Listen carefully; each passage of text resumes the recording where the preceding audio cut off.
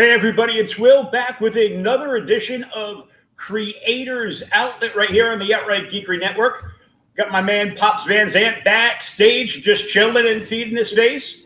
And we're going to give a quick shout out to our sponsor, Spinwiz Comics at spinwizcomics.com. It is a webcomic and indie comic discovery platform with a free downloadable on iOS or Android for the app, and lots of free comics to read. Here's a little bit more about it.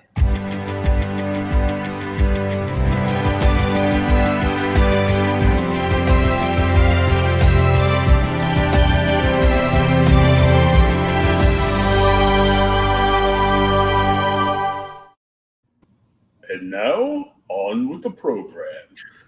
My special guest tonight is Victor Dandridge. Hello, hello. How you doing, man? How are you, Mr. Triple? It's almost there. It's almost at 300%. Yeah. It's almost there. It's like he launched his Kickstarter this morning, and before he finished his first cup of coffee and had a meeting with his pint-size... my production manager? Yeah, your production manager. Yeah, And it was already funded. Just about, man. It was an incredible thing to see happen. I'm super humbled by it. But yeah, we launched our Kickstarter 9 o'clock this morning, and by 10:18 it was funded. So yeah, super awesome. Super duper awesome. And now it's way past funded. Yeah, a little bit, almost tiptoeing towards that 300% mark. And we still have 13 days to go. I wanted to do this one as a limited, quick starter, as they call it. So it only runs 14 days. So everything that's accrued thus far has all happened within not even 12 hours yet. So that's kind of crazy to me. That is awesome. Now you've done this isn't your first rodeo. No. In fact, through my imprint, Vantage Inhouse Productions, literally next week, I will be celebrating 10 years of self-publishing as a full-time self-publishing creator. So yeah, this has been some stuff happening in the works, and the whole goal here is to expand the Vantage Inhouse universe. And how many issues is today's Kickstarter going? So The Trouble with Love is technically a one-shot. It's the opening salvo of what I'm calling the Affinity Gauntlet Saga, which is 3 short stories, or 3 short series, I should say. So you've got The Trouble with Love, which is a one-shot. Then you have Never Too Late, which is a 4-parter. And then No Win, which I don't even know how long No Win is going to be yet. I haven't started writing that one. At least Never Too Late has been written. It's 4 issues, but it's going to be a huge platform piece to kind of continue building the entire Vantage in-house storyline. But the thing with The Trouble with Love is it originally came out in 2012. So what we're doing is a re-release that actually has a new backup story, a totally different full bleed production finish that I didn't know how to do before. And we're expanding the shared universe that all the books actually reside in. It's always good to expand. Always. Expansion. I knew I heard 4 issues somewhere this morning. Yes. But I wasn't sure whether it was the follow-up story or this. So yes. How many books have you produced thus far? So under Vantage In-House, we actually have 5 active titles now. There are 6 comics that we've totally produced and 1 novella. So the 5 comics that we've put out that are active are Wonder Care Presents The Kindergartens that I do with Justin Castaneda. It's an all ages friendly title. It's Muppet Babies meets the Justice League. We've got Origins Unknown that I did with Jacob Newell, which is actually a series of anthologies where there's short stories that end in an abrupt cliffhanger, but all the stories feature a character that discovers like a hidden secret or heritage that gives them power and could change the fate of the world. Then we have The Trouble with Love, which kind of fits perfectly in the middle. I do that one with Harold Edge. And again, this is a book that has been around for a while. We've slapped some new, production value on it. And we're going to continue it with Never Too Late, which Harold is coming back to do that, which I'm super excited for. And then, of course, there is the Samaritan series that I did with Ren McKenzie. And that one has 7 issues in it, which is phenomenal. There is an 8th one possibly in production. Wink, wink, nudge, nudge. I'm just going to hint that for some people. And then there is Old Crazy and 40 Ounces of Death, which I did with Brian Moss, which is a fun little love note to Quentin Tarantino and Sam Jackson movies. Oh, cool. So that would be the very adult version. Yes, the very, very language-wise, all of it gets a little heavy. But yeah, still a fun series. But out of the 5 that I just listed, Wonder Care, Origins Unknown, The Trouble with Love, and The Samaritan are all in a shared universe. The Old Crazy kind of sits outside of that. It's its own little art house kind of piece. But yeah, the shared universe that we're building is kind of fun, and it's been 10 years in the making to really kind of show how all these things are connected. So the book that you mentioned with Ren, that you're talking about a possible one more issue. Oh yes, The Samaritan. Are you going to put Ren to work and make him actually do sequential art? Again? No, Ren can't stand to work with me because I write too many words. No, what actually we're going to do, Ren is coming back to do a special piece, a specific special cover, because next year we actually celebrate 10 years of the Samaritan's first publication. So we're going to come back and we're going to do something special with that. But the 8th issue actually leads into a sequel series that features almost a totally different cast. So we're going to expand from the Samaritan universe that we know and kind of build some more stories. But if you're a fan of Smith from the Samaritan, trust and believe he does show up in other places, and yeah, you will love where it goes.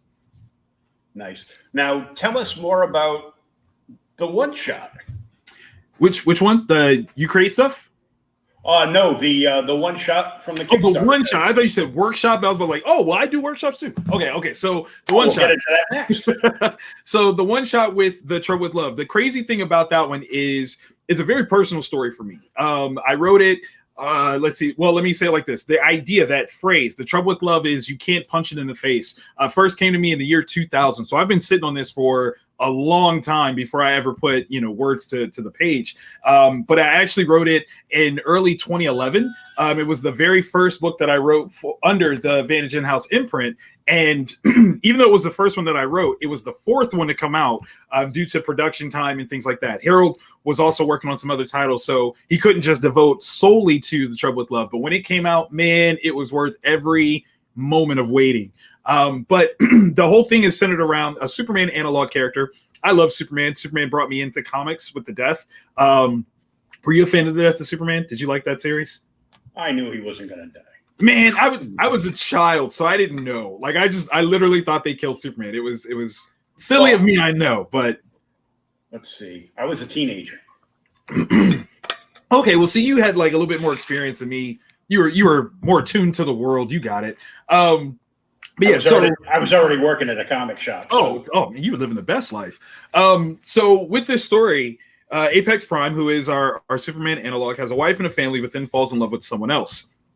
And that's already like a difficult subject to deal with in any format, let alone comics. And I kind of wanted to tell the story of looking at Superman from a standpoint of, is there something that he could do that we would question whether or not he could still be Superman? Like we see, video games and whatnot that have come out where he's killed people, he's taken over the world, but we still kind of look at him and go, but he's still Superman. He could still save the day. But is there something that is still kind of a societal no-no that we could play around with and see if he could come back from that? And infidelity is definitely that thing. I think across the board, everybody, if you've stepped outside, everybody's gonna be like, "Ooh, you're bad." Like no one's gonna be like, "Well, maybe," So it was an interesting sort of challenge.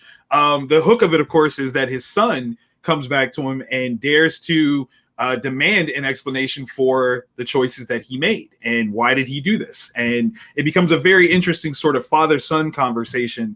Kind of what I think if Vader had taken the time to just talk to Luke a little bit, they might not have fought. Luke might not have lost his hand. If he just was like, hey, listen, I'm your dad, and the reason why I went to the dark side was I was trying to save your mom. Like, I think there could have been a lot of strife avoided if Vader just had a conversation. Mm-hmm. And then he could be ruling the world instead of dead now. Exactly. See how he did it wrong? If he just talked about it first, then they would have got their ducks in a row, then ousted the Emperor, would have been fine. But he's still the best Joker. So also true. Also true. Yes. Yeah. So this one I wanted to write because I had some very personal things that happened. And if you read the book, I don't want to give it away, but if you read the book at the very end, I tell you where I fit within the context of this story. And I've had people that have read it, thought that I was one person, found out at the end that I was another person. And, you know, sometimes it changes their outlook on the book. Sometimes it doesn't. Sometimes it makes them love it more. Sometimes it makes them, you know, love it less. But that's the beauty of telling a good story, is it makes people feel things. And that's really what we want. Oh, 100%. And you said there's a new backup story in this? Yes. So the new backup story is called The Wonders with Love. And the fun part about that is I get to use this to set up two different teams. So like I said, everything that we're doing now is to expand the Vantage in-house universe. And the Wonders with Love, the Wonders are a, you know, Fantastic Four-esque group of explorers. It's a family. They don't have any superpowers though, so they're just really relying on their own excellence. And they kind of, you know, have these fun, wonky adventures that are, you know, kid-friendly all over the place. You know, we're talking extra dimensions, zombie ninjas, you know, hidden plots to kill the president, hidden in a book, all kinds of crazy good stuff. And we get to introduce them in that backup feature, The Wonders with Love. And obviously they have, you know, an interaction with Apex Prime, who comes to visit them. And this actually takes place within the pages of the book. I believe it's between pages 12 and 13. There's a moment where he sees a character, takes off flying, and we find out where he went is to visit the Wonders to kind of see if maybe something's up with his powers. But the whole way that they actually have any sort of interaction is there's a super team that I've created called Safeguard. And the Wonders are part of it. Apex Prime is a part of it. And it is essentially Vantage in-house's, you know, Justice League or Avengers type team. So I'm getting to introduce both of those ideas with this one backup feature. Well, as long as they're not the boys. No. Far from the boys. Although I do love that show. I'm not gonna lie. It's crazy. Yeah, it's disturbing at times. Yes. I mean, the last episode with the thing around his neck. That was upsetting. That was definitely upsetting. No spoiler. I won't say it. You know, I'm still wondering if I've ever seen Carl Urban in anything that, you know, I didn't really like. That's fair. Yeah. I mean, the closest thing for me might have been, was it Chronicles of Riddick? And I still liked it. It's just not my favorite. So, I love Carl Urban. He's awesome. It was just all right. Right. Like if that's the worst he gets, that's pretty daggone good. I was really mad that cop show he was on, and they canceled it. I'm like, that was the best show on. Good stuff, man. Futuristic. Him and Michael Ealy, I think that was who was with him. Yeah. That was dope. Hey, Lost in Comics, how you guys doing? Hey. They have a show on Thursday nights over on YouTube. Nice. They get all kinds of great stuff in there. Love it. I love the ingenuity that people are, you know, still creating stuff, still putting content out there, because we need it, man. 2020 kind of sucks for a lot of folks, so I'm so glad you guys are maintaining the creativity. Oh yeah, we gotta get all that stuff in. Oh, believe it. So, speaking of spreading creativity, before we get into more with you, I just want to bring on Pops for a hot minute, and he's gonna Pops. Hey, what's going on, guys? Hello. How are you? Y'all caught me eating popcorn, man. It's in the name. I love it. So CromCon's coming up again. Yeah, I just wanted to let everybody know this weekend, CromCon with Pete Vasquez and Phil Leon are doing the show this month. I'll be at my son's wedding. Congratulations on that. So, you know, appreciate that. I'm sure he does too. He's right over there. But yeah, I just wanted to remind everybody, you know, come on out. It's going to be broadcast in Comics Related Madness and on Comic Talk with Pop's YouTube channel. And it's all over the Comic Related Madness group, and we've been sharing it everywhere. So That's awesome. I'm sure you can find it somewhere. I dropped the link in the private chat so Phil can drop it, or so Will can drop it everywhere. Yeah, I threw it up there. In our chat right now is the link for Victor's Kickstarter. Woot! A link for our sponsor, spinwizcomics.com, and the link that Pop just gave us for CromCon. Now, tell us a little bit about CromCon. Well, we got the usual suspects.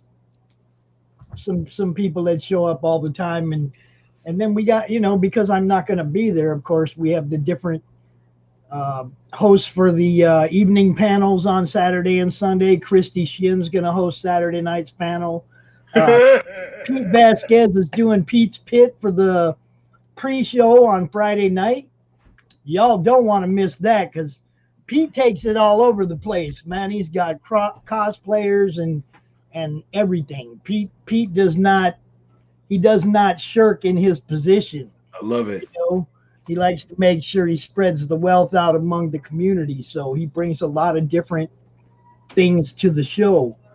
And Bill Leon, he's going to do the ending panel on Sunday night, which, hey, who knows where I'll be Sunday? I might make some appearances here and there.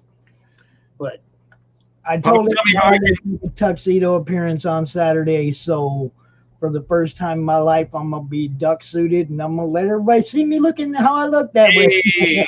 How do I get onto the next event? I want to join in the next one. Oh, that's not a problem. We put up a Google Doc in the group, like on the 10th. Okay. Right around the 10th or so, and we announce it. We let everybody know. Excellent. You get an option of, I think you put in your first 3 choices of time slots, and Pete figures it out. He gets everybody in the time slot closest to what they're trying to get. It was a new thing for signing up this time. Usually I was just going, hit me up, first come, first serve. And I'd be sitting here for hours. Like, I think last month it filled up in like 6 hours. I was here the whole time, and every time somebody would claim a spot, I'd be changing the event post. Right. I edited the event post so many times that Facebook killed the event post. They had to figure out something else to do so that way they didn't get in the So way. we went Google Doc. We went with the Google Doc this time. The things you find out though as you do this, you find out, you gotta learn the ropes as you play. Yeah, you find out what works. This is the 7th one, and I feel real confident in Pete and Phil that they'll do just fine. Nice. So. Oh yeah. I'm gonna go ahead and CromCon is a virtual Comic-Con on the Comic Book Madness page, and it is all indie comic book creators, right? Well, I mean, I don't tell somebody from the mainstream they can't come hang out with us. I mean, we have had some people, Keith Williams, we've had a lot of good, real serious old school people. I mean, Mike Barron still comes out every Love month. it. Oh yeah. So I mean, they might be doing some indie stuff, but I mean, I don't tell anybody they can't come out. And I mean, there's some people maybe, but not most people. Okay? Most people are more than welcome to come out. Like 99% of you. There you go. All love. Yeah, I mean, I don't care. I try to help everybody, and unless they get a direct reason not to, I do. And even then, sometimes you gotta reach out, be the bigger person, be like, I'll help you anyway for the community. Tried that a couple times already. Keeps backfiring, man. I'm sorry. Second chances don't always work. Man, that's the truth. You do try. That's why he was eating the popcorn. But I mean, it's all good, man. Because like I said, we got a full show. I'm totally confident in the guys putting it together. I'll make a cameo. I'll have some fun. But my focus this weekend is family. So Hey, there you go. Victor, get with Pete Vasquez, Okay. or Christy Shin, or Phil Leon. Okay. You could get in any of those late panels. I mean, the evening panels after 9 o'clock, they go wide open and they go late. Okay. All right. Might have to try that. You're more than welcome to hit up one of the people setting them up. And I'm just not doing it this month. I'm taking the month off, bro. Everybody deserves a break sometimes. That's it. I just figured I'd come out and do a little quick promotion. Thanks, William. Appreciate you, brother. You know that. Awesome. We did pop this live into madness, and I'll share it out in a few other places before I check out. Awesome. Okay. Peace. Good stuff, man. Love the community. Oh yeah, that page is great. He actually set us up with Mike Barron the other week. Oh, nice. So I actually did an entire prose week. I had Frank Gogol. Okay. On Monday, we pre-taped a special interview announcement that will be being aired in about a week. Nice. But we also had Mike Barron on. Mm-hmm. I had actor. I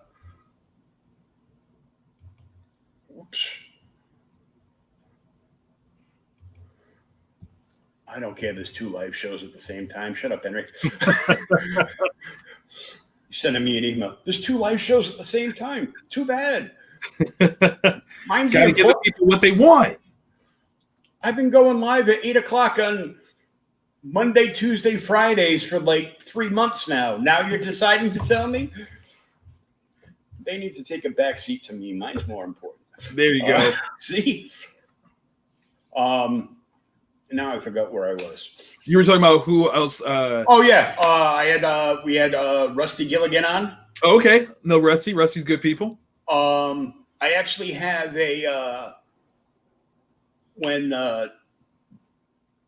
Joe Snott was still with us. Mm-hmm. He used to work with Bob Almond on the Inkwell Awards for the Inkers, and I actually, in one of their fundraisers, I actually won an original Joe Snott piece. Oh, that's awesome. Like his original Blue Line work. Wow. That was inked by Rusty and signed by both of them. Get out. That's a treasure. Of Loki. Oh, that's really cool. So, yeah. And Rusty added some cool, Viking symbols in on the wall behind Loki. That's awesome. He's probably casting like some nasty stuff on people. The runes, man. Always playing with the runes. Always. That's right. And, it's just, I always have a lot of fun doing this. Of course. I've loved comics since 1974, and I get to talk to all kinds of comic book people. See, man, you're living the life, living the dream. So, who else did we talk to? Oh, we talked to Frank, and good Lord, I forget his last name now. He's one of the contributing editors over at Heavy Metal. Oh, that's cool. And a whole bunch of, he's done like a whole bunch of other stuff. He's got his own comic imprint and everything else. That's fantastic. Pops, it was a pleasure meeting you too. Absolutely. Anytime, brother. Enjoy that popcorn. We do a little bit of everything and some news. Now,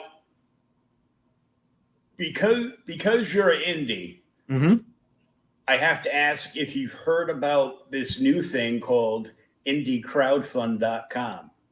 No, what is that? Oh, this is something that you can use to either you can put a campaign in there to run it just like a crowdfunder, right? Or you can put it in after your book's crowdfunded, and they've got, I think, 35 stores nationwide that love indie comics. Oh, that's cool. So you could put together deals, no gatekeepers behind the scenes, with stores, Wow. one-on-one to ship a big old box Yo, I love that.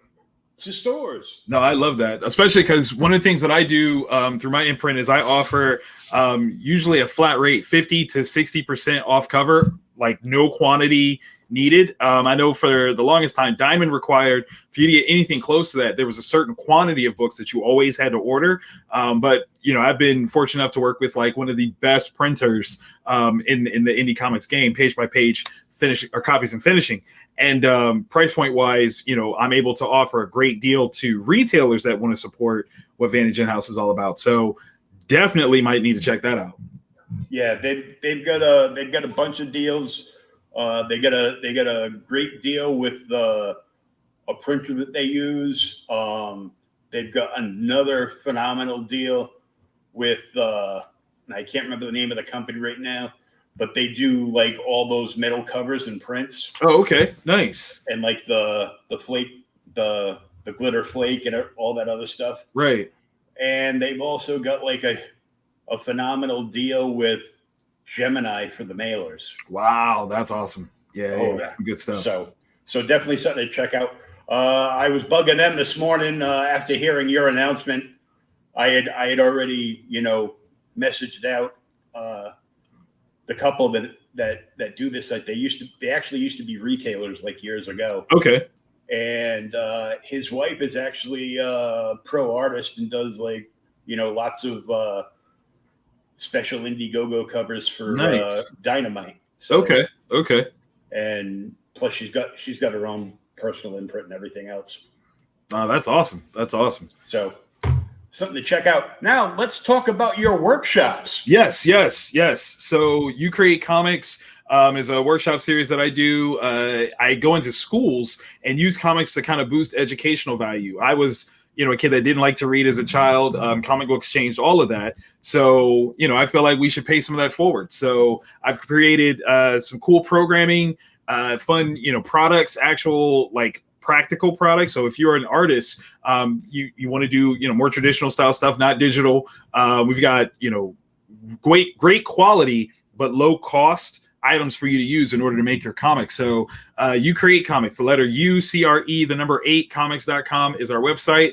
And we've got some phenomenal stuff. Like we've been working with comic conventions throughout the country, Wizard World, Read Pop, all over the place. We worked with libraries, literally all kinds of school systems. You know, I mean, literally anybody that's open for educational value. That's what You Create is all about. We're getting ready to move into more virtual presentations now that, you know, obviously COVID is happening. So we're offering, I believe it's going to be 5 projects that we are offering virtually that will come, you know, we'll send you supplies, or they're things that you should ideally speaking have at a classroom. So, you know, if you are using your own supplies, obviously it's cheaper. But just things that we can do to keep kids interested in, you know, learning, you know, reading comprehension, creative writing, literacy comprehensions, all those things. You know, we want them to flourish and want to kind of enrich or empower learning. So that's really what it's all about. Oh, that's awesome. Thank you. I would ask you where you were when I was in school, but I'm pretty sure you weren't anywhere when I was in school. No, I'm just a little bit younger than you. I'm older than most people think I am, but just a little bit younger than you. So yeah. And you're with the children, you'll be getting older every day. Tell me about it, man. My kiddos make me feel old all the time. I get that. I have a 12-year-old daughter going on 36. So yep, I know that life. I know that life. Yep. She was here last weekend, and she loves doing art. She's, you know, like that age, so it's all about the anime. Of course. You know, I tried to get her to watch Akira, and she's like, "Oh, I don't like this. This isn't it for me. I don't love it. Like the eyes don't bug out," and I'm like, "Oh, it's nothing like DBZ." I'm like, "Yeah, what do you think I'm watching it?" Pow, pow, pow, pow, pow. You hit it right on the head. But one of the last things she said before she left was, She was like, Dad, why don't you have a girlfriend? That's I'm like, well, it's not for the lack of trying. I just need someone that I can vibe on this level with. That's what it is. Mm-hmm. That's real. I go, she got to be a nerd and look good too. That's that's right. That's right. Pops is absolutely right. In fact, that's one of the big reasons why You Create Comics exists, is to really kind of like bring up the next generation of comic fans. My motto is kids who make comics read comics, and kids who read comics can read anything. So the whole goal here is to, you know, get them involved in the creative process, which in turn will funnel them to, you know, reading more comics and in reading everything that they can. So yeah, I'm trying to build the next generation of readers. That is definitely a goal. That's the best way to do it. Why don't you send me the link for that in the private chat? Yeah, sure. And I'll get it up in the open chat to everywhere we are. There you go. Not a problem. Now, you said the death of Superman got you into comics when you were a wee lad. Yes. It was one of those things where, you know, because I was such a pop cultural kid, I didn't like to read, but I love pop culture, love the movies, things like that. So when you announce on the news that Superman is going to die, I'm like, I want to read that. Like, how do you kill Superman? And my mom, she heard me say this and comes, you know, stomping out of the kitchen. It's like, what was that? What'd you say? And I'm like, I want to read that. And literally the next day, she buys me a stack of comics. None of them were the death of Superman. I didn't know how release dates worked, but, you know, she gave me a stack of comics, and I've been hooked ever since. And Superman is still your favorite comic book character? No, he's not my favorite. He's one of, you know, the tip tops, but he's not my favorite. My favorite is Black Bolt, King of the Inhumans. Oh, cool. Yeah, love Black Bolt. My dad turned me on the Black Bolt. It was one of those things where, like, after I got into comics and found out that, like, my dad is a huge comic nerd, and I'm like, where did this information come from? I didn't know any of this. Literally, one time, it was my brother and I were playing. We were, you know, after the death of Superman, we got into, you know, the X-Men real heavy. They had the cartoon and all that. And I love Gambit. My brother loved Wolverine. So we're sitting there playing. And my dad's like, can I play with you? And we're like, well, we only have these two. He's like, no, that's fine. And so we're playing, and all of a sudden he busts out like a Black Bolt figure. In fact, it's very similar to this one. And he's like, it's Black Bolt. We're like, who is this guy? Like, what do you mean? He's like, well, he's super strong. He can fly. He can change the molecular structure of stuff. And really, the biggest power that he has is his scream is so loud. I'm like, oh, like Banshee? He's like, no. His scream is so loud, he can't talk at all. If he whispers, he'll destroy everything around him. And I'm like, this is the coolest character of all time. And yeah, I became an instant Black Bolt fan from that point on. And, you know, you got works like, you know, Paul Jenkins's Inhuman series, Earth X have huge showcases of how powerful, wise, and cool Black Bolt is. And I love it. Oh, yeah. I love the Inhumans. Yes. And I was sad that they did such a crappy job on the TV show. That show never came out. I refuse to believe or acknowledge its existence at all. Oh, kind of like the Star Wars prequels. Wait, what? The what? See? Huh? See? Oh, my God. Did we just become best friends? Yes. Too funny. So, what are some of the books that you might read now? Okay, so I do a video review show called Black, White, and Red All Over. So at my home shop, Comic Town, every week we go and we read some of the new releases and do a spoiler-free review of what's coming out. So I'm reading all over the place. It's easier for me to say, instead of titles, to tell you which imprints I'm loving. And that would definitely be like Aftershock, Boom Studios, Behemoth is killing it. Vault is killing it. I am enjoying some things from Marvel and DC. Absolutely. Image is definitely, you know, a hub for me. I love most things Robert Kirkman. But the person that I swoon over the most is Mark Miller.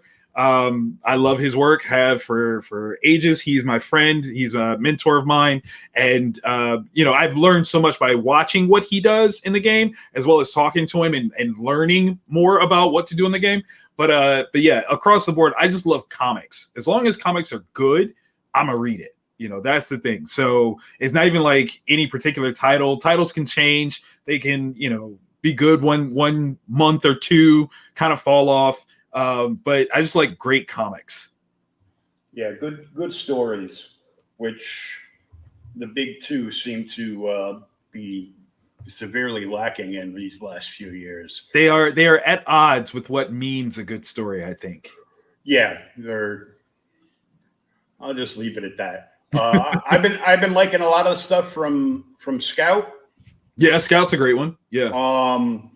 Source Point Press, I got to give them some love too. Oh, Source Point Press has got some great stuff. Mm-hmm. And AWA. Oh my God, dude! They came out of nowhere and just kicked people in the face. Like their whole product line, the Upstart series, all of that, genius. It's great. We were so heavy on them when they came out that I built an AWA fans page here on Facebook. Nice. You know, I love that.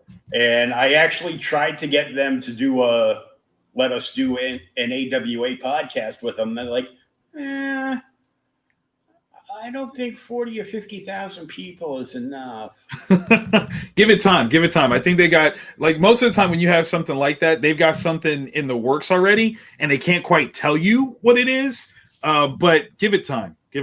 So they didn't do that with us, but friends of ours, Lost in Comics, have had basically every creator from AWA on there, including the big brain behind Upshot. Wow. They had Mike Diodato Jr. on the other week. That's crazy. That's awesome though. And the guy that I like listening to talk to on podcasts the most, John Lees. Oh, nice. Very nice. Because I can understand everything he's saying, but half the audience is What? Head scratch. So what else geek are you into right now? I mean, almost everything. I was never a tabletop gamer. I'm learning that now. I'm playing a game called Esper Genesis, which is on the Back in the Deck channel on Twitch. I got brought on to do that, so I'm trying my hand at that. I'm getting into more video game stuff. I'm actually currently playing the new Avengers game. I got turned on back to it through the Spider-Man game that came out, the PS4 Spider-Man, and loved all of that. So anything that's like really world immersive, I like playing around, walking around, exploring as much as I can. I got to go check out the Arkham Knight series because I understand that's very similar. So I'm ready to. Oh yeah, it's great, and I am excited to go to somebody's house that will buy a PS5 because that won't be me. I understand to play the new Arkham Knights game that they showed. Yeah. Where someone is supposedly dead, but the 4 remaining Bat soldiers are fighting the Court of Owls, and that game just looks tremendous. And it's you can actually play 4-person co-op. That's awesome. Awesome. So the whole Bat family jumping off with that one. So that's just crazy. But so you're into just about anything? Yeah, man. I mean, when you call yourself the hardest working man in comics, you got to be open to all kinds of stuff, right? So, I mean, in addition to, hosting workshops, writing books, learning tabletop gaming, getting back into video gaming, I also do celebrity moderating for different panels. So Wizard World, Read Pop, all kinds of folks I've done panels for and continue to do so as they've moved on to a virtual platform. So, the other week I did a Fresh Prince of Bel-Air panel with some of the cast members. I've worked with True Blood members, like all kinds of fun stuff. So I'm like literally all over the place when it comes to my geek. I think the only thing that I'm not like super up on yet are toys. And I think most of that is just because I don't know where I would put them. I've got a 3-year-old, so it's really hard to have fancy toys with a 3-year-old around because she destroy everything. That just means you need to build shelves. Like she's a climber. She's a climber. Let me just acknowledge that right now. So I got to wait like 2 years where I can seriously be like, okay, don't touch these, or daddy will just get you your own set of toys that you can play with. That will probably be the case. I was lucky with my daughter. I taught her starting at the age of, I think, 2, that some toys are to open and play with, and others were collector's items. Nice. So somewhere I bought her when her favorite movie when she was a baby was Snow White and the Seven Dwarfs. Oh, nice. And when she started talking, I'm like, you want to watch TV? She's like, Daddy, I want to watch Hi Ho Dopey White. Cute. So I bought her this big collector's box of Snow White. So it's got Snow White, Prince Charming, the horse, the Seven Dwarfs, and a bunch of like the little animals. Yeah. And it is still sealed because she knew. I go, awesome. She goes, Daddy, can you buy me more Snow White toys that I can play with? That, I mean, And I walked into my local comic shop, and he had collected the entire Snow White Happy Meal set. Wow. So I said, how much? He's like, for your daughter? I'm like, it's not for me. It could have been. You don't know your life. It's all good. Like, just give it to her. Tell her it's from us. Okay. That's awesome. So I said, hey. Snow White things we can play with. Santa Claus stopped by work, and he said he found these extra Snow White toys. Nice. So every 3 seconds, she was having me take the plastic casing off the ugly old witch, right? So she could flip the body around to make it the queen again. I love it. So it was a lot of fun. That's awesome. That is awesome. Now she's 12, and all she, have you seen my iPad?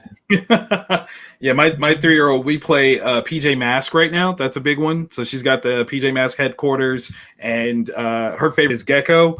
So sometimes I'm Catboy, sometimes I'm Owlette. It just depends on what she designates. She's like the DM of the PJ Masks game, so it works out. My daughter is knee deep into Minecraft. Oh, okay. And then she gets very mad at me because I go, "What are you doing?" And she'll text me back and goes, "I'm playing Minecraft." And I text her back. I go, "Oh, mind crap." Oh. She gets so mad. She plays that in Roblox. She goes, "Why don't you try playing Roblox with me?" I go, "What do you do with this fool thing?" He goes, "Well, you have to make a game yourself." I'm like, it's like digital Legos. That's funny. What are you gonna do? I go, because I play Neverwinter Online. Okay. Because it's D&D based, and it's right. And it's free. Sure. And I only play a game if it goes under $10 or it's free. Hey, sometimes that's the way it's got to be, man. I get that. You can't afford to buy video games once your kid gets to be 10, 12 years old. Oh man, it gets tricky. It definitely gets tricky. One video game will feed them for a half a day. So man, that's the truth. So I've got teenage boys, so I definitely know that life. So what are your thoughts on the new happenings with DC with the whole HBO Max? So I think the integration, while a little slow, could be really good. I think it's just a matter of figuring out what they want to do. I've always said, though, that if I had my druthers, Marvel and DC would take a very different stance than they do now, where they would be about building readership within the comic industry, where DC, based on the design style, iconography of their characters, are aimed at readers, I think approximately age 3 to, we'll say, 10 years old. And then Marvel, because their characters, live within the gray spectrum sometimes, there's a little bit muddy in terms of the good and bad. They can go from ages 10 to 18 and be that intermediate spot. And then the indies, of course, we can create whatever we want. But that's what I would have wanted, to have happen. But I don't know if there's anybody in control that's really aiming to do such a thing. But I think it's interesting. I'm hoping that the big push of it all actually helps the industry evolve in a proper way, where we're getting more of an experiential shopping, kind of setup. Looking for some more, interesting things to happen. I'm always open to change. So as long as it's good change, then I'm open for it. Oh, most definitely. There was a great article in cool where they talked to Punisher creator Jerry Conway. Yeah, I saw that. And he was like, cancel every existing superhero comic. I mean, and to a degree, it's kind of what I'm saying. It's an extreme version of what I'm saying, but I can't say that he's 100% wrong, man. I think that when you get into the super continuity heavy stuff, it becomes self-referential, and it does become harder for kids to get into. But at the same time, though, like, it was definitely like that when I got into comics, and I was able to get in just fine. So I don't want to make it sound like it's impossible. I think, it takes a bit more focus, and maybe that's a little harder for kids today, but that's not something we should get rid of. I think a lot of the publishers should go and follow to some extent the model that Ross Ritchie does over at Boom.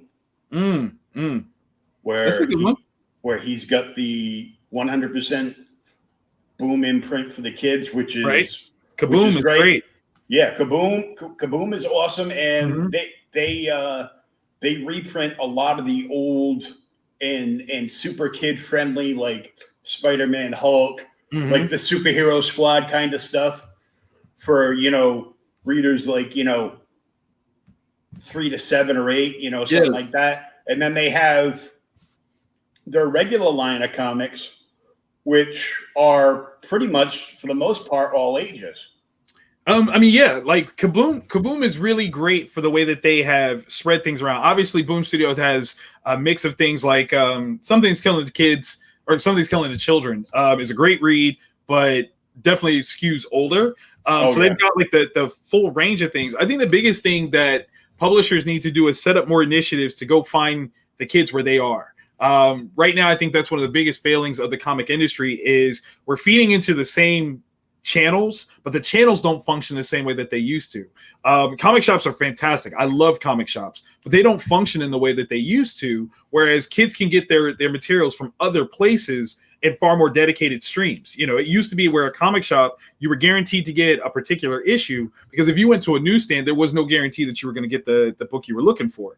Now, because you can order something online, comic shops got to create a new platform. They got to do something else. And as much as I hate to see brick and mortars go away, I think we are going to need to see them move away from strictly being in their stores to going to schools or going to, libraries and setting up stuff. Or as I've done since 2006, lining up opening weekend at a movie theater. I mean, obviously COVID in 2020 be different. But when a comic book movie comes out, comic shops should be going to the movie theaters, because millions of people are going to see these movies, but not millions of people are going to the comic shop. So go to where they are. There's nothing wrong with that. Chase them down, kick them, knock them down, and put books in their face, because that's the best way that you're going to get new readers.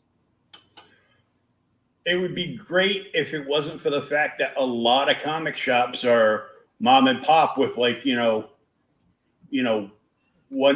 guy or, a husband and wife working the shop themselves. We know they're employees.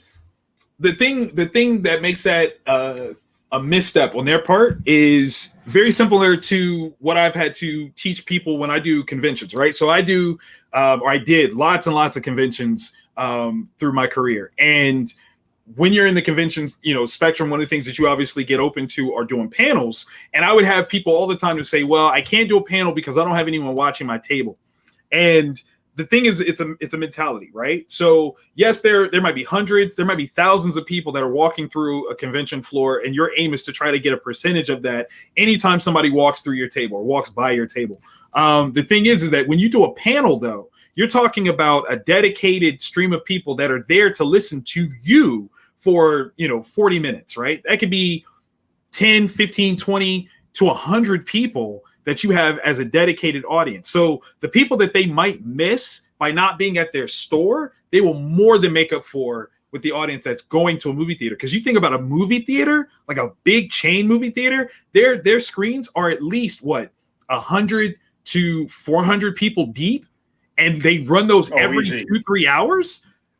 You're not getting that kind of traffic at your store. If you were, comics would be selling way bigger than they are now. So take that risk of not being at the store and go to where the people are, because I'm sure those customers that you normally would see at your store are definitely going to the movie theater that opening weekend. So take advantage of it. That's a smart way to do it. Like, you get your dedicated customer base as well as bring in brand new ones. And I mean, how cool would it be where if somebody's like, yo, I'm not going to be at the shop, I'm going to be at the movie theater, come see me down there. Everybody's going. It's a whole party. It's good times.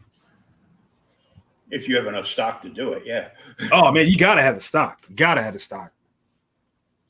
It's tough nowadays though, because you don't want to get stuck sitting on 40 copies of the book that's supposed to be hot, and then like, oh, it's not. That book is hot, but only this cover, the XYZ. See, that's exactly why you got to go to the outside parties, because you figure your laymen that are at a movie theater, they don't know that.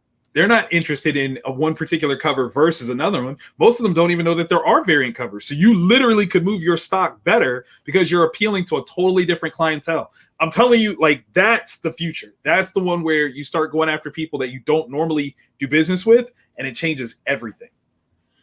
Yeah, because you can get like the younger kids that are going to it who want something tangible in their hands. Absolutely. To do with the movie. Absolutely. The older teenagers and the parents.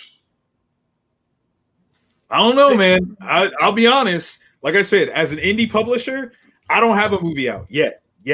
But literally since. Why not? I know, right? I'm still working on it. I'm building. But no, like since Superman Returns came out, myself, Ren, Mike Watson, my whole crew locally, we'll go to a movie theater and we'll sell our work, because the thing is that we're getting the applied effect. People are there for a superhero movie. They're there for comic related materials. If we have that, whether it's directly associated with the movie they're seeing or not, they buy. I tell you that one of the biggest things that we ever did, we actually had a mini convention. Shout out to Sherry, who always brings us to her theater at Grove City. We had a mini convention when Into the Spider-Verse came out. We literally set up like video games where kids could play the PS4 Spider-Man game. We sold prints. We sold comics. I made custom hoodies. Those sold. It was insane. We had all kinds of sales, but none of us had, Spider-Man comic books. That we weren't moving Spider-Man comic books. We were selling our indie stuff, and people were hand over fist money, man. Hand over fist. I'm telling you, in that platform, in that space, people just want stuff. And any shop that does it, I guarantee you will see an uptick in your customer base for sure. Yeah, you just have to get the theaters back open. Yeah, that's the hard part right now. Yeah, definitely get them back open. You got to get them back open. And I think the majority of theaters are owned by that nasty mouse with the 2 amusement parks right now. Right now, there's a lot of push and pull with the movie side of things, but we'll see how it all comes out. Yeah, maybe by the end of 2025. Oh man, I hope not. I don't want to wait that long till I get a new movie. And they just keep pushing everything back. There's been lots of cancellations. Supergirl is canceled on the CW. Yeah, this can be the last season for that one. But they are making it a lot longer than a normal season. Right. So this is a nice send off. They're doing a whole bunch of extra things, but she just gave birth to Super Baby during COVID. So it's she wants to stay home and spend more time with the baby. Of course. But the following year they're filming. They're already in pre-production, but they're going to have the new version of Lois and Clark. Mm-hmm. With some light rumors floating around that Mr.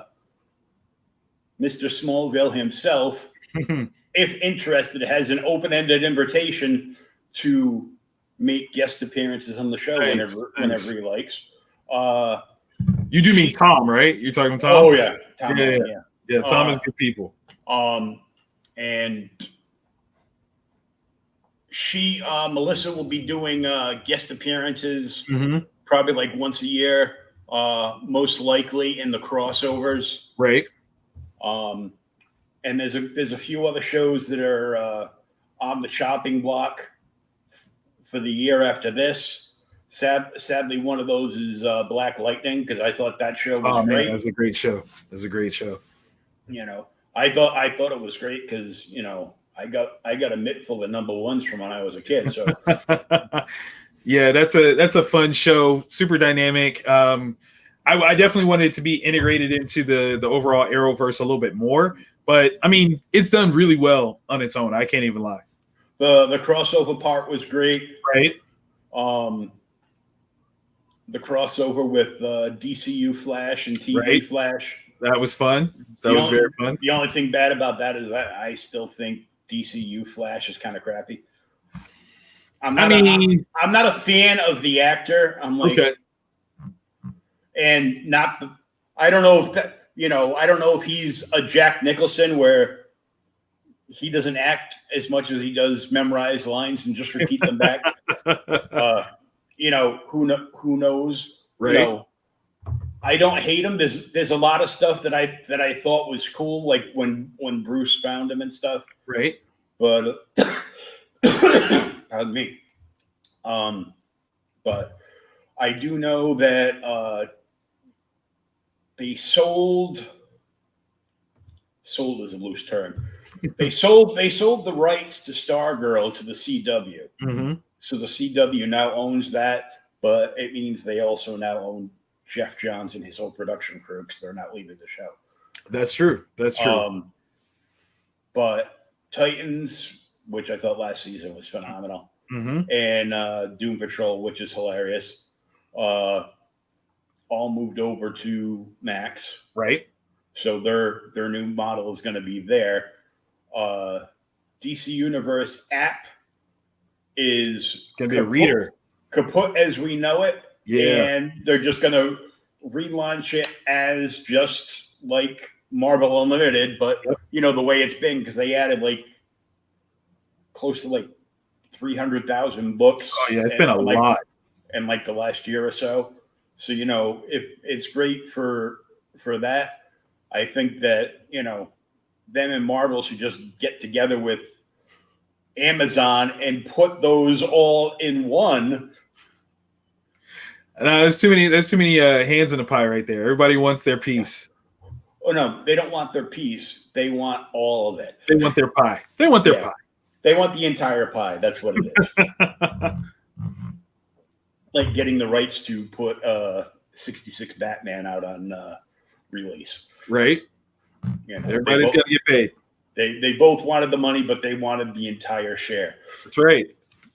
I know that they are planning a Batman TV series for Max, and it's going to be based around the Robert Pattinson Batman, like a year one thing. It's focused on the police, the GCPD. Yep. And they are also doing, which I can't wait for, and please don't be anything like the movie, the Green Lantern. Right. Although, I mean, Ryan Reynolds is supposed to be coming back to play GL in the Snyder Cut, so we'll see how that goes. As long as it doesn't look like he did in the movie. Our effects are better now, so yeah, there's that. Right. And and there's a whole bunch of other stuff where they were talking about a possible crossover between the Superman CW TV show and the Green Lantern TV show on Max. Right. Because as we all know, at the end of Crisis, we saw John Diggle. John Diggle Stewart. That's right. Open up the box with the green ring. So, he is supposed to guest star a whole bunch. Him and his wife are supposed to guest star like a handful of times. Okay. Through the seasons in the new Lois and Clark show, where he will be John Stewart Green Lantern. I love it. I love it. I love it. So that will be awesome. Is there Oh, yeah. anything coming out that you're excited about checking out or getting your hands on? Definitely Falcon and Winter Soldier. Anthony and Sebastian are guys that I've worked with before, so I'm really like, I'm friendly with both of them, obviously, but I'm really interested to see what their dynamic is, because they were antagonistic in the MCU so far. So to see them paired together, I really want to check that out and see what it's like. See what kind of buddy cop action we get. Let's see, anything else. I don't know. Like it's kind of cliche to say it, but I really want a Justice League reunion of the animated series. Having worked with a ton of the voice actors of that show, and I know how much they want to do it. I really, really want to do it. Justice League is one of my favorite cartoons, especially Justice League Unlimited, the whole nine. I adore that entire, Bruce Timm verse. And it's brilliant. And especially, while we still have, Conroy and Susan and George. I mean, even if Tim Daly wants to come back, I would let Tim do it in a heartbeat. But while we still have those guys in their prime, let's bring back some more Justice League, because it was a phenomenal show. I did hear that they're looking at a possible. They were hinting during the first DC Fandom about a possible live action Static Shock movie. I did see that. They talked about that with the Milestone Comics relaunch, and said that was something that's on the horizon. That's cool. That's cool. I'm not a huge Milestone fan, so I loved the Static Shock cartoon. I thought it was cool, and the actor that did his voice he's done everything. Yes. Jon Stewart to Samurai Jack, man. Phil Lamar is everything. So it's like anybody in a cartoon in the last 40 years, was either him or the cast of Next Generation. That's right. So it's just crazy. I met him, I think about 6-7 years ago in Boston. Nice. Phil is one of the few that I have not worked with. Phil and Carl Lumbly, I haven't worked with. There's one more. Who's the voice of Shaira? I have not worked with her. I do know that. So, but almost everyone else I've worked with. I can't remember right off the top of my head. Got you. But yeah, look at you over here, Mr. Hollywood Reporter. It is what I got to do, man. It's what I got to do. Conventions open back up. I'm gonna be in your inbox. I'm like, oh, you think you can? You'd be surprised. I mean, that's just one of the benefits of working hard like I do. There's a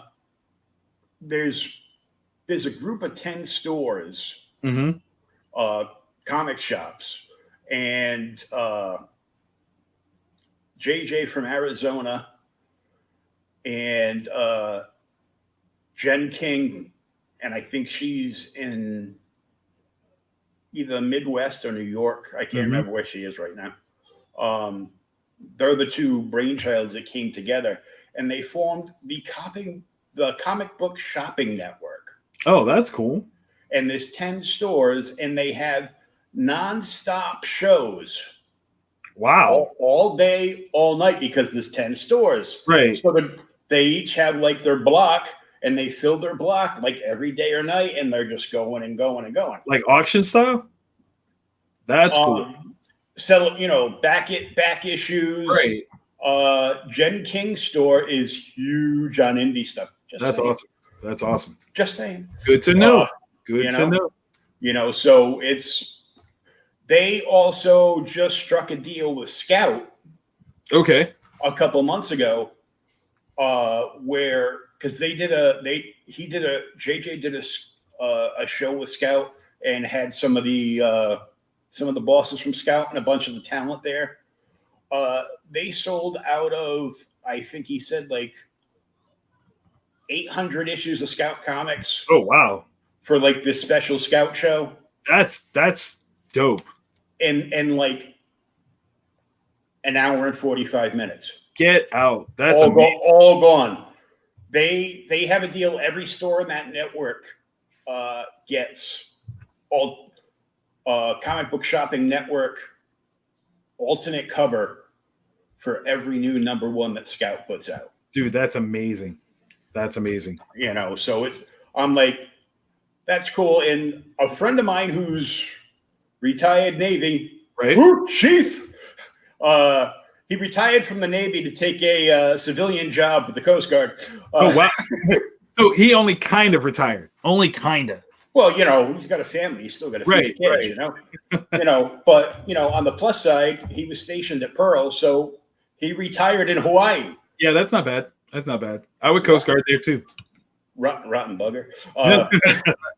So he was the one, because I knew JJ from podcasts that we've both been on before, and I interviewed him when the Scout thing came up, and he was telling me, about a thing he does where he'll let anybody fill a short box of comics, like an actual half box. Yeah. He goes, you pay for whatever books you buy, you pay for them, that day. Right. You pay as you go. And when the box is full, he'll whack you with a $14.95 shipping charge and ship a whole short box of comics. And you're like, ooh. That's not bad at all. And they all those, I've seen JJ, Jen, and I've seen like 3 or 4 other stores that in that whole network that are supporting the indie networks. That's awesome. That's awesome. Love it's together. It's even cooler when I see people that I've interviewed, which is apparently not as many people as you've interviewed. That's not bad. Not a bad thing. Who's counting? Well, this is show 45, and I've only been at it for like 4 months. So that's solid. Oh, you got great numbers. That's not bad. Yeah, no, not at all. But I mean, when I see people that I've interviewed, and then I see somebody running, an online sale, right, pushing their 1 in 50 covers. That's awesome. Oh, only have 4. Right. That's super dope. Actually, I think that's one of the cool things is when you realize like how small the industry actually is. Even the highest guy, you're really only 2-3 people away from knowing them. So that's. Oh yeah. And I think that is a model that a lot of stores should do. They should They should, at least 1 or 2 nights a week after the stores close, they need to go live, expand their, social media presence. Right. Instagram. Show what they got, man. You gotta sell it. And, go live on Facebook and, sell up, overstock of, this week's books, current books, back issues, some nice, some nice wall books, slabs, whatever. Because today's fan base, even for comics, as much as I love going to the comic book store, hint, my LCS, where's the handicap ramp? Ooh, yeah. You gotta do that. You gotta make things super accessible, But that's the thing, man. Like I said, I think we've got to see comic shops change up how they function by changing things to not just being that they are the middleman for product, but they're creating an experience that makes it why I want to go to your spot, in the same way that, there's a reason why you go to McDonald's versus Wendy's versus Burger King. There's something, that you are aiming for in that brand. And all these comic shops need to start creating brand versus just hawking other people's, materials. I think that's the thing that they got to get away from, because that's not really going to benefit them in the long run. I think we really saw that when Diamond shut down and no one could get any books. So that was definitely, kind of crazy. And I think, again, it's going to instigate the change that we want to see in the industry. So fingers crossed that that's exactly the way this goes. Yeah. Well, good. We got some thoughts on that. We just what up? You still have a Kickstarter? Oh yes. Actually, I just checked, and I'm calling it the Marvelous Mark right now. Seemingly at the end of day 1, we're at $20.99, which is crazy. So with Yeah, 76 backers. We're $1 shy of crossing over into 300% funded, which is insane to me. Like, I can't believe it. I'm so lucky. I'm so thankful for everyone that has contributed already. At $2,200, we've got another stretch goal that we're going to put out. And what's funny is, for quick starters, I was told, like, you really don't want to have stretch goals, but we started moving so well that I decided that we're going to throw in some. So there's already been 2 stretch goals. One of them is a sketch cover that I'm going to do. As much as I hate drawing, I do have a background in art. So I'm going to do one, and everyone gets a digital copy of the sketch cover that I do. And one backer is going to get my sketch cover as a free add-on. We just gave away at $1,600 a preview, a 4-page preview of a new series that I have with Seth DeMoose, who does Floppy Cop, also from Source Point, and that's a great book. Shout out to him. Shout out to Dan Dougherty, who also worked on that one. But we've got this book called Wonders of the Weird and Beyond, and everyone just got a digital preview of the first chapter of that. And then, at 2,200 pages, there's or $2,200, there's a script book that I'm going to print that everyone's going to get a copy of. So super excited about that. That's going to be a lot of fun. So we're looking at one of the covers right here. Yes, indeed. That is the newsstand cover. The original printing, original design is drawn by Harold Edge, colored by Jeff Balke, great friend of mine. And, it really kind of hits home the shattered family idea, a hero broken apart. You see the shatters right over his heart. So that it's really testing him in terms of, how he feels about this. And there's a lot of drama in this beautiful one shot. And a phase 1 timeline. Yes. If you want to know exactly how to read the Vantage Inhouse titles, that is literally the way to read them. Origins Unknown, The Samaritan, The Trouble with Love kind of fits kind of in that middle spot. And then we have Wonder Care. And that's why The Trouble with Love is the series that we're branching off from, because it kind of gives us the most access points to move forward and backwards with the new VIP multiverse timeline. So that was why we wanted to show that, is really show, like, this is a place where you can go forwards and backwards, and everything kind of, branches from here. And I want to read Wonder Care because, man, I love the Muppet Babies. Oh my God, I love it. I absolutely adore it. Shout out to Justin. He just sent me the cover to issue 7.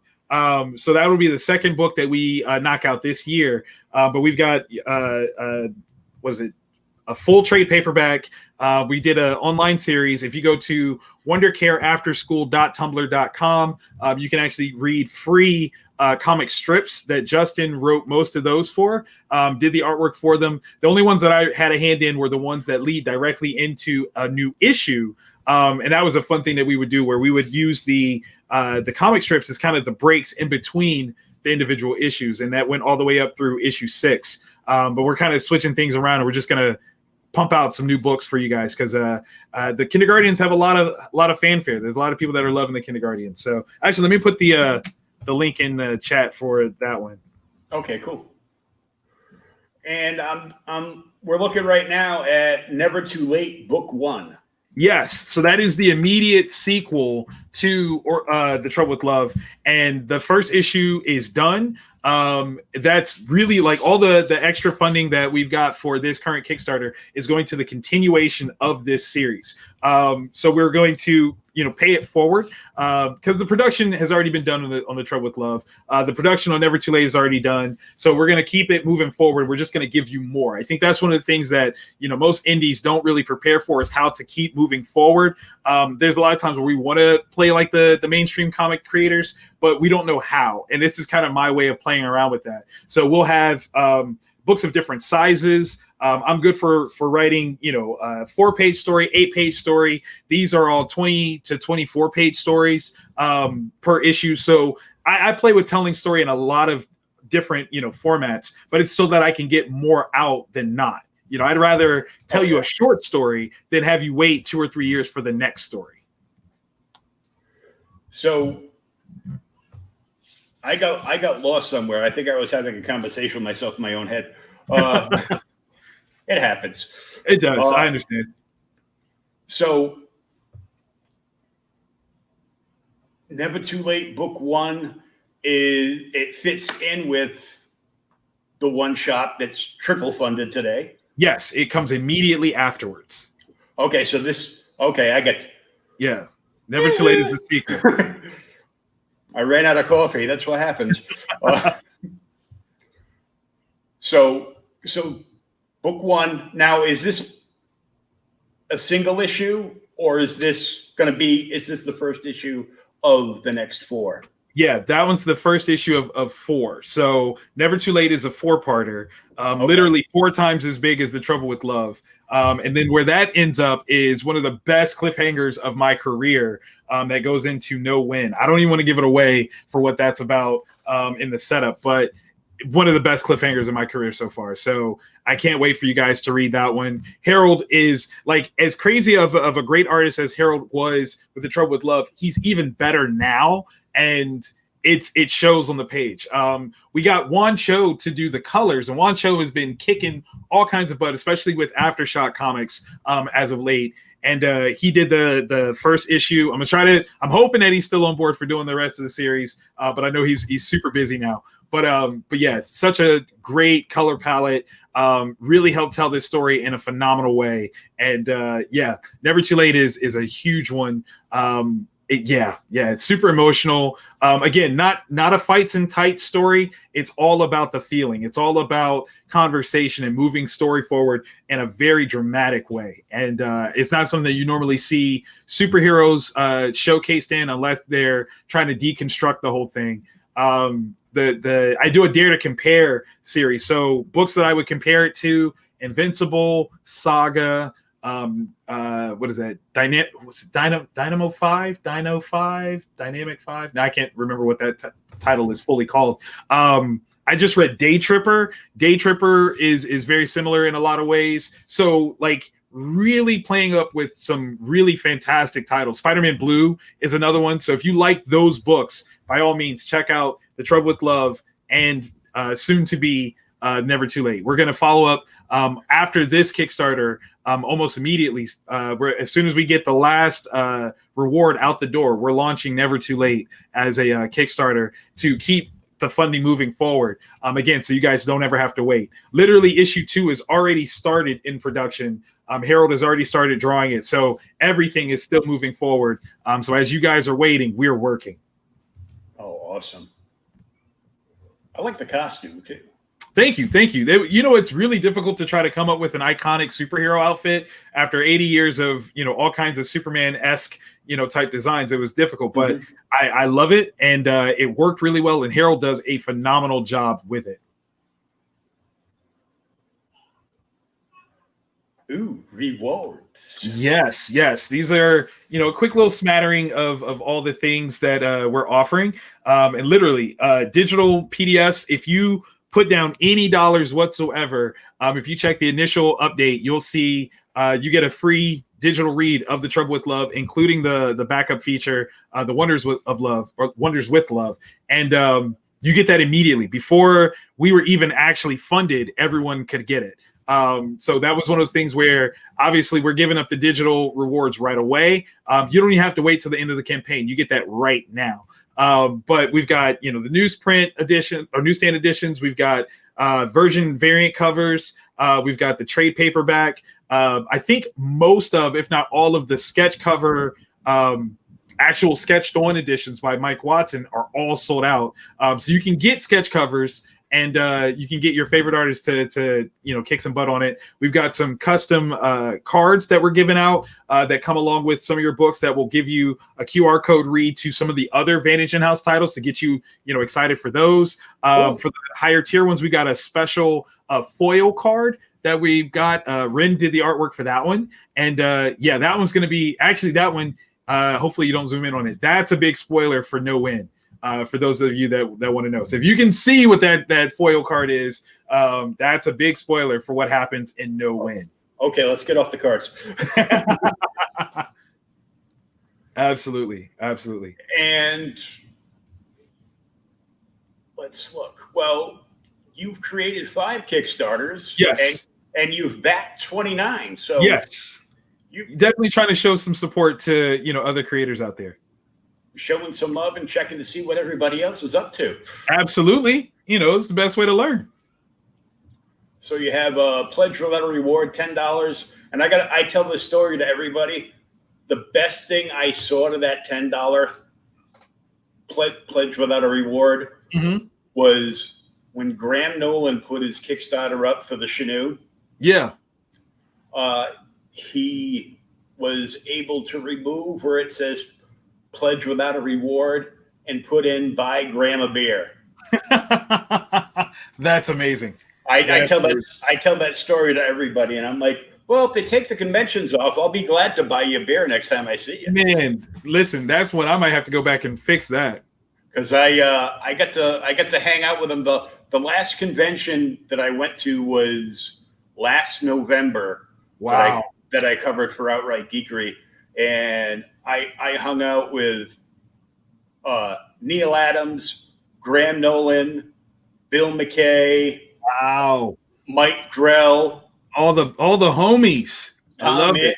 Tom Mandrake. Joe. Oh God, I always mispronounce his last name for some reason because it's really easy to say. Joe. He's an inker for Marvel, but he does. Inkers are just artists, but they of course. I can't remember his name. I'll have to think about it. That happens. But, pledge $1 or more. Trouble with print. Yeah, that's when you get the digital. So again, if you put in just $1, you automatically get the digital copy. It's actually already in the updates. And pledge $5 or more. The trouble with newsstand editions. That's right. Are almost sold. There's only 11 left. No. There's 11 backers. There's 89 of those left. See, I'm reading it backwards. Yeah. I go, wow, you triple funded in like 24 hours. What the hell? Yeah, we did 100 of those. There's 89 of them left. So okay, yeah, I'm reading it backwards. That's all right. Still some good movement though. Yeah, I'm gonna hold the coffee cup and hope I get vibes. Trouble with logos, Virgin cover. Yes. So what's funny is like before I knew the name of it, a couple years ago I did what we now call Virgin covers, where I took all the logos, all the text off, and just showed the artwork. And I started seeing them pop up after that, and everybody's calling them Virgin covers. I'm like, well, then let's bring it back. We're gonna do Virgin covers, and we only did 50 of those. We still have 48 of those left, so only 2 backers so far have nabbed the Virgin covers. I'm wondering if the industry calling them that was kind of like a dig to Nerd Nation. Well, come on, we know there's lots of virgins out there reading comic books. Here, there you go, bastards. This is my cover. I love it. Trouble with commissions. Yes. So that's the blank sketch cover. Okay. So there's 25 versions of those. We've only sold 2, so that means everything else is in all the other rewards. So it's kind of insane. And then trouble with graphic novels. Yes. So we've got the trade paperback version of The Trouble with Love. It comes with the script that I wrote from, or that I wrote that Harold worked from. It's got a couple of extra features in there. Yeah, that one we've had 30 backers of that one, so that's a huge. There's only 20 left. Yep, only 20 left. Well, that goes to show you right there that graphic novels are like 60% of the market. It's huge, man. When you look at the value versus the cost, it's hard to argue the value of a trade paperback. You can't argue because people like to sit down and read a complete story. Absolutely, or at least a complete arc. Yep. So I love trades. Trouble with retailers. Yes. So we wanted to make sure, and this was a recommendation of Kyle Northrup, who worked at a shop up in Toledo. He was like, you got to do one that's strictly for retailers. And I'm like, bet, you're absolutely right. So this one's kind of a bundle. You get 5 copies total, 4 of the newsstand editions, 1 of the Virgin variants, and it gives you some ability to make some money off of this series, to really kind of put it in the hands of some new readers and make some money at the shop level. Oh yeah, and you've already had 3 shops jump on board, so yep, that's pretty awesome right there. Definitely awesome. Trouble with Grades, $45. Yeah, so these are all gone. This was our, we had a newsstand edition that's going to be signed, sent out for grading for CBCS, and all 5 of those are already gone. Duh, they're going to get a signed graded book for $45. Yeah.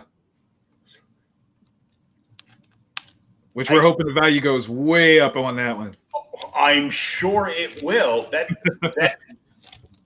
right there is just smart marketing.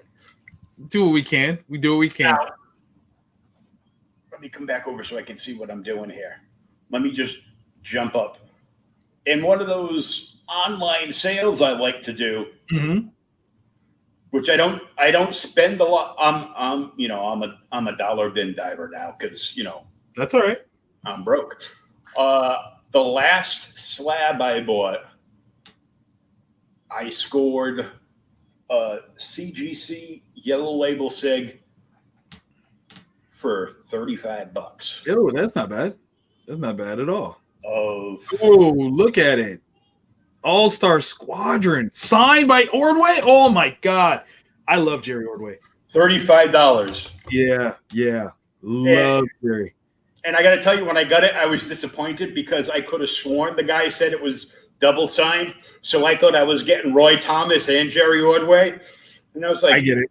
Oh, man. I still got to chase Roy down. I mean, worth it, though. Definitely. Oh, yeah. My friends got to meet him the year I got out of the hospital. I was still I was in a coma in 2016. And, oh, no. Yeah, I used to be up walking around and everything, and now I'm in a wheelchair. Oh man, I'm glad you're here though. That's yeah. They're like, a bunch of doctors afterwards are like, "How you feeling?" All right, why? Because you should be dead. I'm like, oh, gee, thanks. Let you go there for a minute, so definitely get that. But I couldn't, I was still in like a rehab. I spent like 2 years afterwards in a rehab hospital. So. Wow. Well, definitely glad you're here. And now I'm back home. So I couldn't walk. I didn't have a wheelchair or anything at the time. So gotcha. And now I get to get around. So stellar. Yeah, but that's wow, $45 for a signs. Yeah. Those went far faster than I thought they would. And it looks like, I think that's the whole like breakdown for the ones that are sold out. So all of our top tier items sold out really quickly. In fact, our number 1 top tier piece was the very first backer buy-in. And yeah, I saw that. You were still live. Yeah. So that was huge. And I'm like, I'm thinking, I go, man, that ain't right. You didn't wait for nobody else to even get on the Kickstarter. Yeah, Danny quick. He was logged in, and you could hear quick.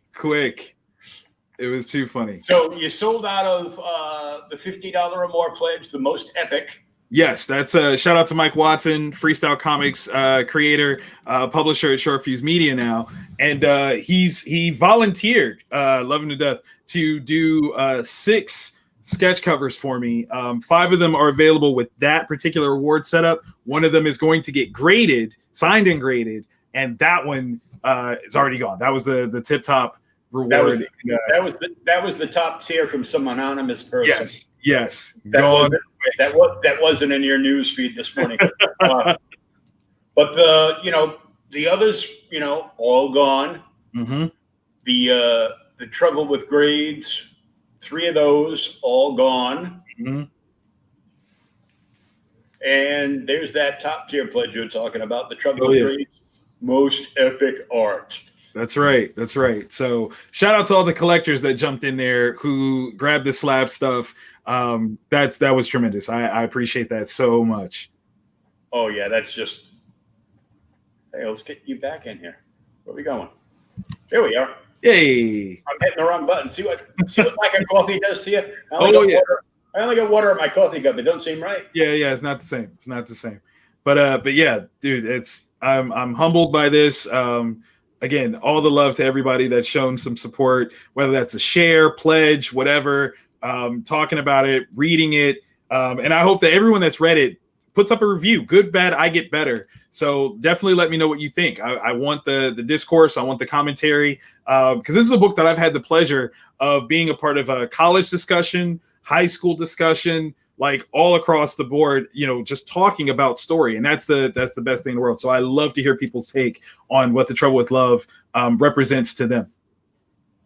Well, not for nothing, Outright Geek reviews lots of comics every month. Yes. Have at it. Take it apart. Like, read it, love it, hate it. Let me know. I want to know all of it. Well, I probably won't hate it. Well, I hope not. I don't think there's been many comic books that I've hated. That's a good thing. That's definitely a good thing. Maybe a couple that you just didn't love. Yeah. Oh, there's been a lot that I just didn't love. But like I read 3-parter Grit from Scout. Okay. And I really didn't like the art. Didn't like it. I see it and I see the waves of the styles that, right. Come in and out, especially seeing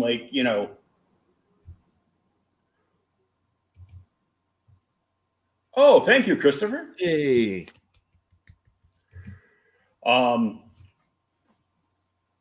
Because we get book not from the big two, because right. 50,000 people a month, not good enough. But I mean, we get books from all the other publishers, from Image down to Valiant. So right. I get like hundreds of books a week. Some good reviews to do, man. To review. So I do something called the 5-minute review.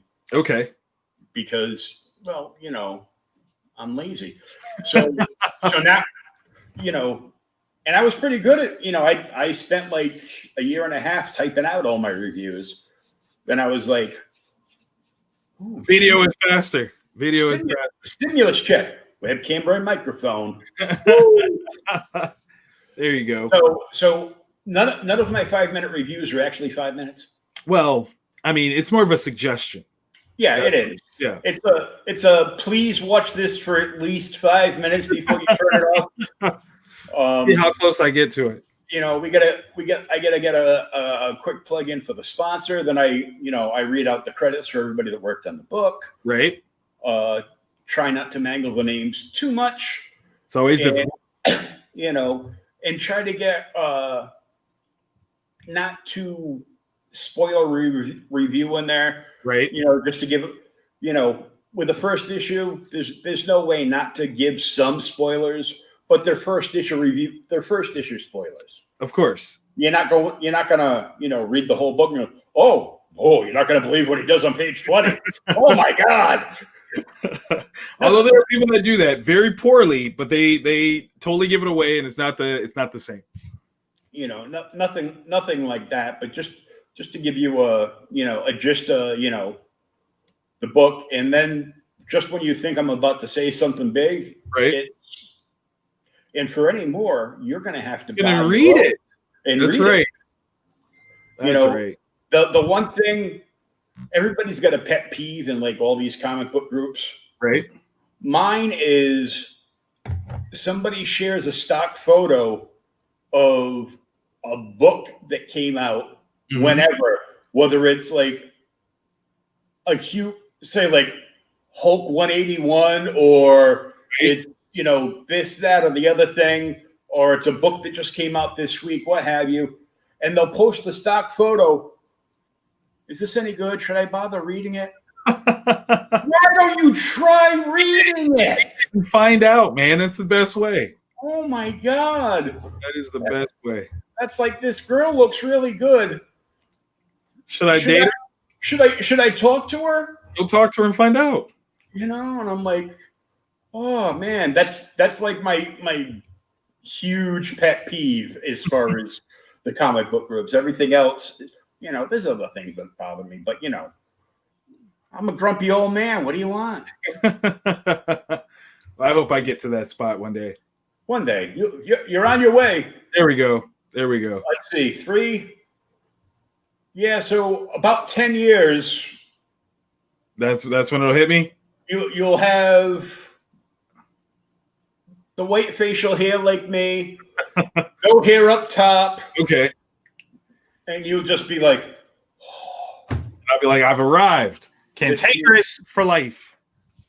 This is what that grumpy bastard told me on that podcast. He was right. This is it. You know? That's too funny. So once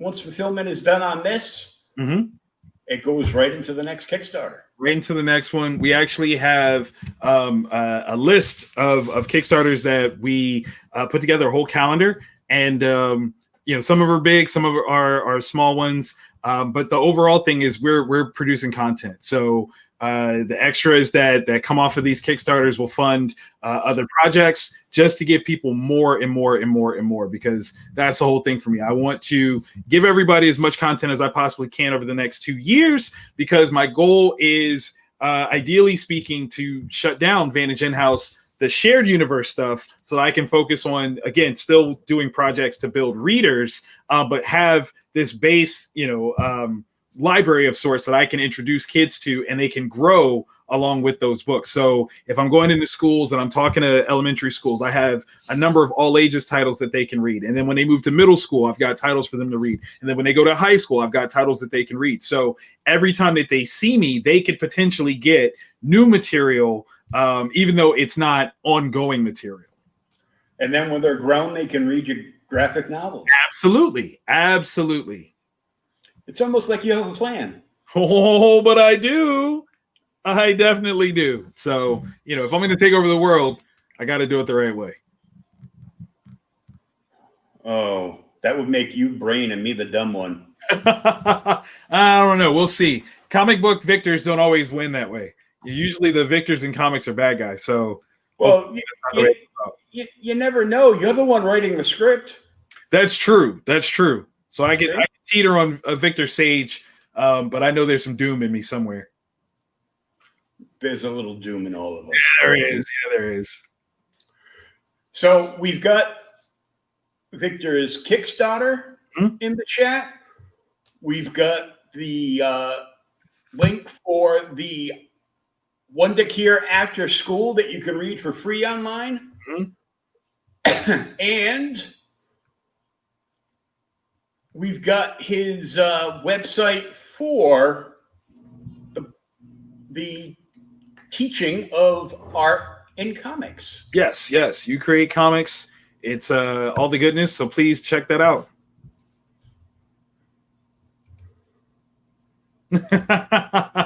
That's right. I'm going to build them up. Hook your kids on comics. They'll never have money for drugs. That's right. That's right. I mean, you know, especially now. $5 an issue. That's right, man. You better read that all the time. Yeah, you know you're old when the first comic book you bought was 25 cents. Woo! Not old. You're distinguished, established, seasoned. Maybe. There you go. Well, like a turkey for Thanksgiving. Yeah, yeah. Just don't get sliced. Don't do it. You better have a big oven to put me in. That's all I'm saying. So you got a lot of content going on. The previous content, is it all available in trades or soon to be? Yes, all in trade paperback. You can visit Vantage Inhouse imprint.com, and I just put that in the chat. So you guys can check out, the things that we've had come out previously. We didn't take off The Trouble with Love, although I might need to go ahead and suspend sales on that one so that way people funnel through the Kickstarter. But we have everything else on there. So you can get individual issues, you can get trade paperbacks, whatever you want, you can get. So we've got all the goodness for you. I just sent it back to you. That happens. The nurse hasn't come to give me my sponge bath yet. So. And get you cranky. Yeah, that's my inside joke, because when I first got out of the hospital, I kept landing back in the hospital with problems, and I've been outside of being severely hydrated like about 3 months ago.